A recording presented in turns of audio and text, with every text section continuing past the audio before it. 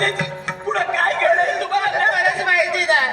तर माझे स्वामी अविश्वास ज्या ठिकाणी नसते तर या राज्यात मी तरी जगून काय करू.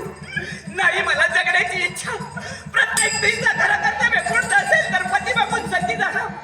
जिथं माझे स्वामी गेले तिथं माझ्या सौभाग्याचा सूर्यास्त झाला. तिथे या परमेश्वराच्या ठिकाणी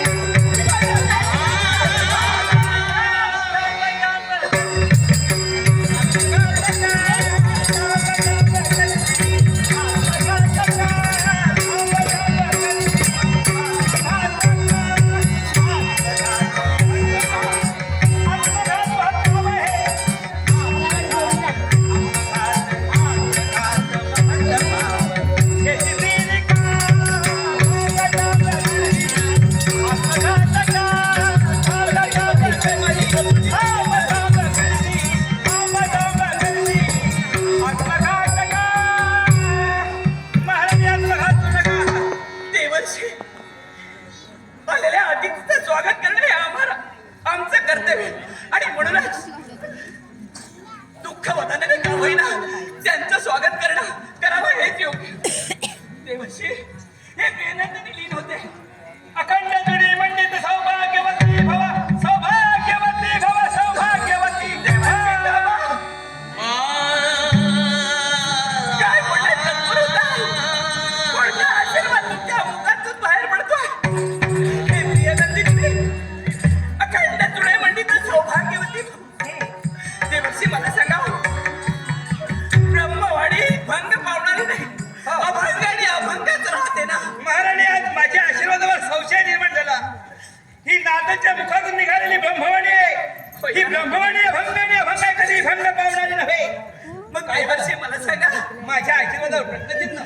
दिलेला आशीर्वाद या जन्मी की पुढच्या जन्मी? महाराणी तुझ्यामध्ये प्रश्न निर्माण होणं योग्य आहे, बरोबर आहे. होय ना? हो, यात अचूक असं काही नाही. पण माझा आशीर्वाद फलद्रूप होणार तो या जन्मीत आणि या जन्मीत होणार आहे. पण देवर्षी कसं शक्य आहे? नुकताच माझा सौभाग्याचा अस्त झाला. कुणीतरी 2 असुरांनी माझ्या सौभाग्यावर घाला घातला आणि या योगाची यात्रा संपून माझे स्वामी परलोकी गेले असे या उभयतांनी सांगितलं मला. महाराणी जाण शक्ती तुम्हाला ज्ञात आहे. हो, म्हणून माझी पावले तवळली आहे. सज्जनांचे संसार सुखाचे करावे हे आमचं ध्येय आहे. आणि म्हणून आमची पावले तवळली. यांनी जे सांगितलं ते सत्य. देवर्षी यांनी जे सांगितलं ते सत्य आपल्या डोळ्याने पाहिलं. याने जे सांगितले सत्य सत्य आहे असं नाही. मी म्हणतोय ना, यांनी जे सांगितलं ते सत्य आहे असं नाही. यांनी जे पाहिलं यांच्या डोळ्यानं दिसलं. माणसाचं कसं असतं, जे डोळ्यानं सर्व दिसतं ना ते सर्व सत्य असतं असं नसतं. यांनी पाहिलं ते दुरून पाहिलं. ते 2 असुर आले होते. राजांचा त्यांचा संघर्ष झाला. त्या संघर्षात त्या असुरांनी राजकन्येच्या डोक्यावर आघात दिला. राजा घरात पडला, रक्ताच्या थावळ्यात माखला. होय ना? बेशुद्ध पडला. काय?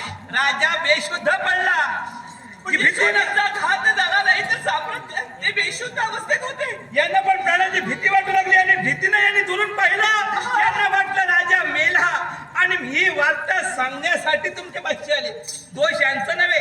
अरे दोष यांचा नव्हे. यांना त्यावेळी जे सुचलं त्यांनी केलं. पण माणसानं असं करावं?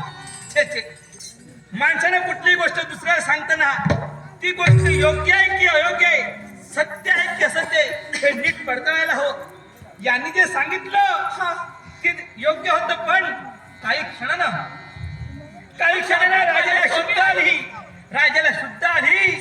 राजाला शुद्ध आल्याला आठवलं की त्या 2 असुरांनी राज्यावर हल्ला केलाय. राजा जखमी अवस्थेत उठला आणि त्यांच्या मागे गेला आहे. मग साम्राट माझे स्वामी गेले पुढं. आता त्याचा संहार करण्यासाठी त्याचा शोध तुला घ्यायचा आहे. एका यशस्वी पुरुषा मागा एका स्त्रीचा हाल असतो. हे जगाला पटवून दे. आज रण रागिणी तुला बनायचे. रण तालीने घेऊन तुझ्या स्वामीच्या रक्षणासाठी सौभाग्याच्या स्वामीला शोधण्यासाठी मी जायला हवं. मग विलंब नको. त्या देवाचे आशीर्वाद तुमच्या